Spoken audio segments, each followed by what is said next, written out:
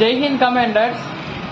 మన తెలంగాణ రాష్ట్రంలోని నిజామాబాద్ డిస్టిక్ ఉంది కదండి, దానికి నిజామాబాద్ అనే పేరు ఎలా వచ్చిందంటే అప్పట్లో ఇంద్రదత్తుడు అనే రాజు పరిపాలన చేసేవాడు నిజామాబాద్ని. కాబట్టి దానికి పాత పేరు కూడా ఇందూర్ కానీ అతని పేరు మీదనే పెట్టడం జరిగింది. కాలక్రమంగా ఈ రాజు పరిపాలన అయిపోయిన తర్వాత సీర్లపల్లి శీలం జానకీబాయి అని వెలమ దొరసాని ఆమె పాలించడం జరిగింది. ఆమె పాలించిన తర్వాత ఇందూరును కొన్ని రోజులుగా అదే పేరు మీదుగా కొనసాగించి పరిపాలన సాగించింది అన్నమాట. దాని తర్వాత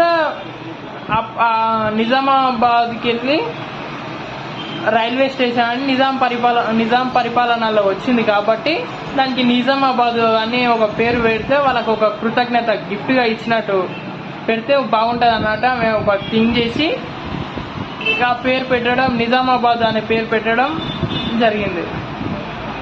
ఈ యొక్క వాస్తవికత చరిత్ర మన హిస్టరీ కూడా, మన తెలంగాణ హిస్టరీ కూడా ఇదే చెప్తుంది.